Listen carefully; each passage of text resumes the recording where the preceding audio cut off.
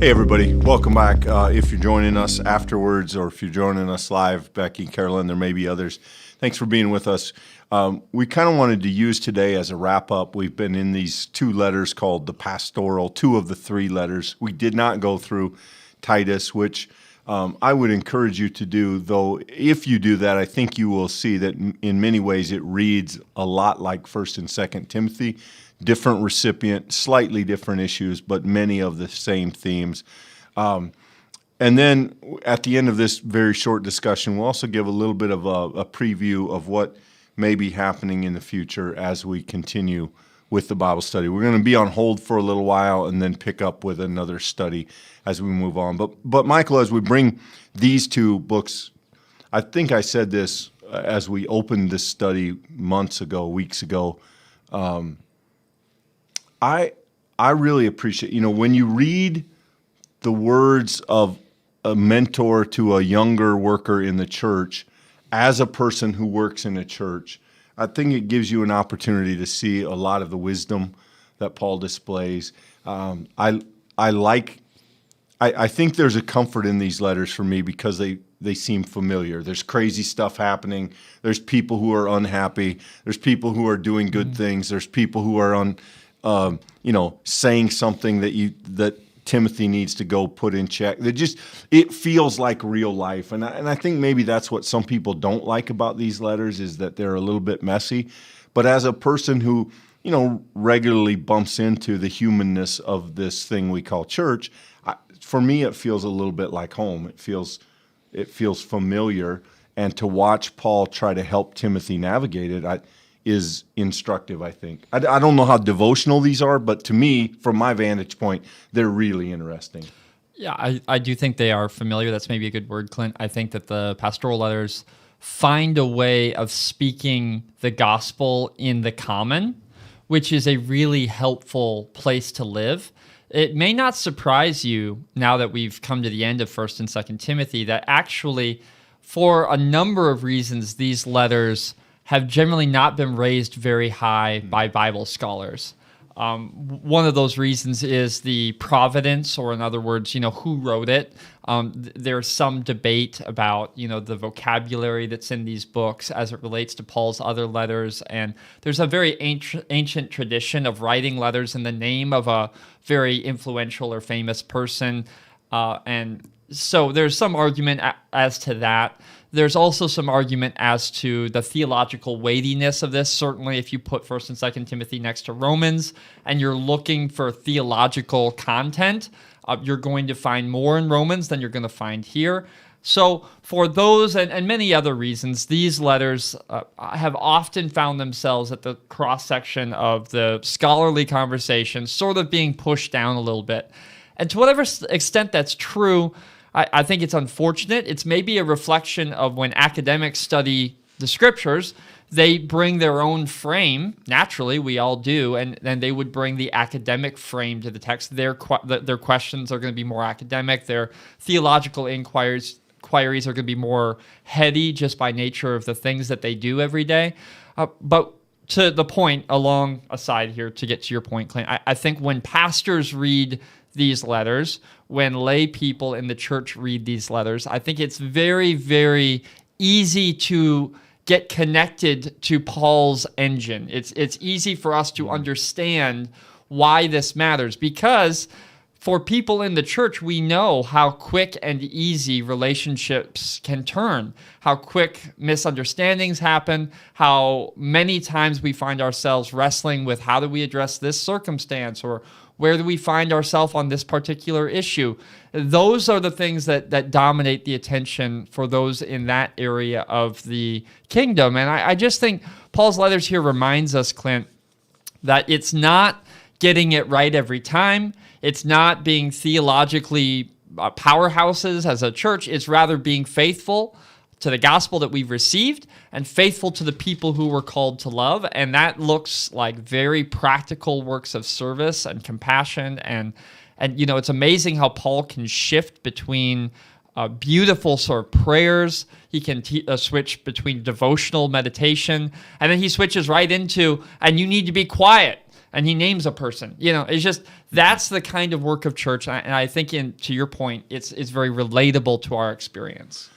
You didn't say it exactly this way, Michael, but I do think these letters suffer to some extent from their specificity, in that as Paul deals with very particular issues, some of which are unknown to us culturally and historically, and others, to be quite honest, are a little offensive to us in our modern, the conversation about women and being silent, that rankles us, ruffles our feathers a little bit. And so I think these letters as whole works are not particularly celebrated.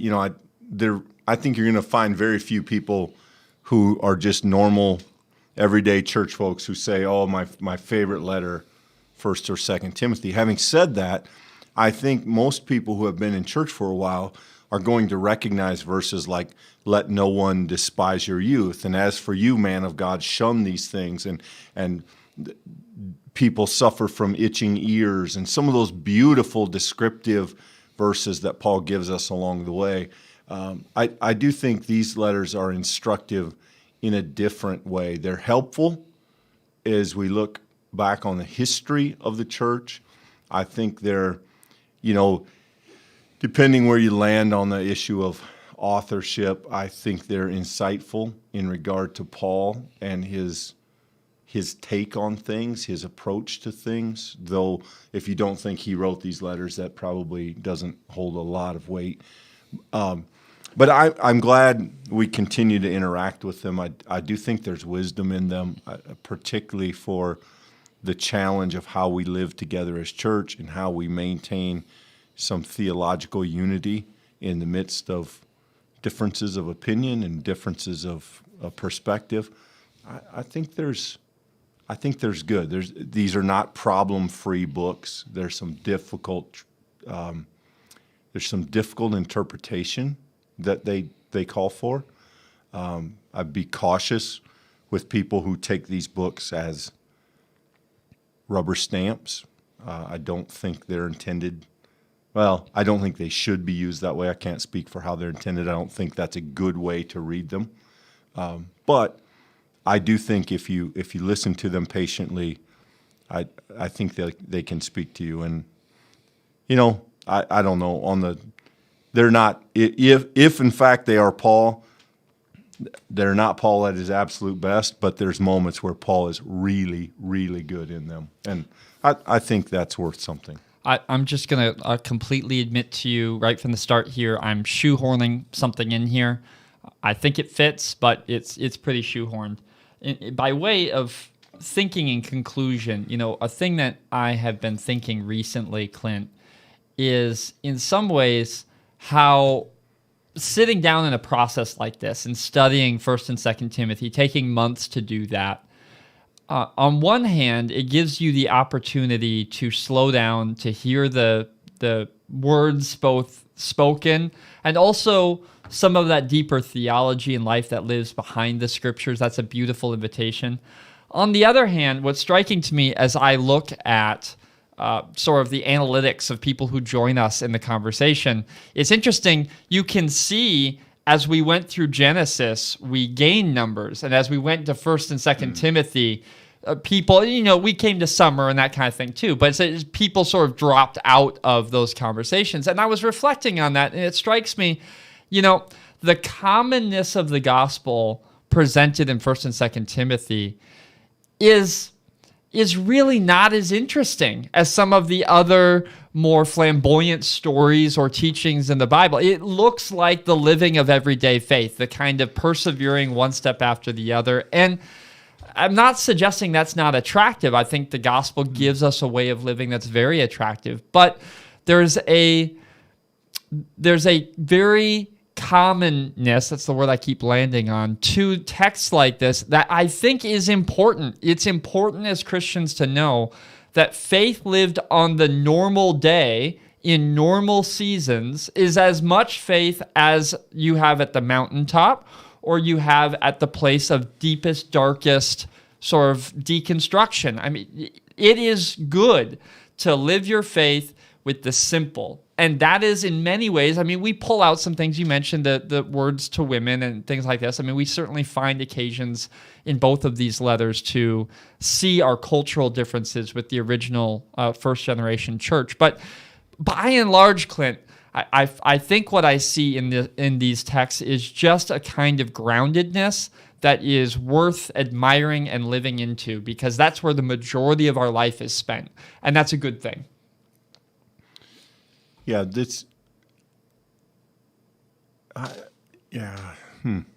So I'm kind of creating this off the top of my head, Michael. But when I think of a book like Genesis, I think the draw of a book like Genesis is that you read stories that don't seem like they're about you, and yet you find yourself in them. Sure. They start off strange, and then as you understand them and as you live with them and as you enter them, they seem familiar. Yeah. Families Yeah. with jealousy and making mistakes and trying to make amends and being unsure of where to go next and what to do next. That's not the case. When you get to a 1st and 2nd Timothy, that story never really feels. It's names of people you don't know. Yeah. It's issues you don't really resonate with. Some things you might not even agree with. It's a different. It's not narrative, and it's, I think, a more difficult literature to enter. And I think there's a sense in which it more naturally holds us at arm's length, and we have to make an effort to get past that barrier and really try to get in and dig around in the story. I think Genesis does that for us more naturally, and these letters, it's a little tougher to get there because we don't even know those people. I mean, there's just less. It's odd because it's a much more modern text. Right. But in some ways, it feels more dated even than the very first book about the very first people somehow feels strangely more familiar to us than some of our glances back at the early church. I don't want to oversell this because there are certainly, it's clear that Paul is making doctrinal or theological arguments against some of these challengers. So there are things that Paul is saying, this is inside the faith of the church, this is outside the faith of the church. So that granted. On the other hand, what's remarkable is the few books that we have that really speak to what the first generation Christian, the early church looked like, what they cared about, what they fought over, like the really nitty-gritty of the church. It's not extensive literature. There's not a lot written. And when you look at the history of the church now reaching into thousands of years, and you see all of the different conflicts and fights and our predisposition to theological bickering and our theological gatekeeping, when you look at how robust our literature is in the stuff you should and shouldn't believe. But then you look at these letters and see how much time Paul was dealing with. Yes, there are doctrinal issues. I said that and I mean that. But how much of these letters by percentage are spent in the communal stuff, the living it out, the what do you do with the person, and how do we navigate this collection stuff? And, all of those things. Don't let people look down on you, Timothy. You got to, in leadership, you've got to assert yourself, even though it's just those things strike me. They struck me in this reading that we're easy, I think, to glorify the stuff that we can get our hands on, the ideas. But what we find in these letters is both those ideas paired with the reality of living together. Something that reminds me of Bonhoeffer's Life Together, that book study we did a while back. Definitely, if you didn't join us for that, make sure you take a listen. But it's the gospel's practical. And to my previous point, that is helpful to get into it, but it's maybe less interesting than our compulsion to always be right and control what we know. And I think that's where maybe these books push against us. Yeah, it's also an interesting matter of perspective, again, to bounce this off a book like Genesis or even the Gospels where they're sort of told looking back, recapturing a story, and these letters are written with how do we move forward? Where do we go from here? So it's very a very different take, even chronologically, I think, in terms of trying to understand the past versus trying to sort out messy stuff and messy moments in the present and the near future. So, yeah, different. I hope there was something in it that people enjoyed. I think there is very challenging and very thoughtful spiritual guiding words in there. I think maybe you have to look a little harder for them in some cases, and hope you found some. Hope that there were some that landed on you as we went through this. So that then leads us to the question, that's natural, and that's what's next. And we actually have a few things to share on that. We are going to continue through a good portion of the summer with a new series that's kicking off every Thursday, that weekly discussion series. We're going to be tackling a series in which we're going to be sharing books that we have found meaningful. They're not going to be really one genre, but they're all going to be Christian, but things that we found have impacted our life.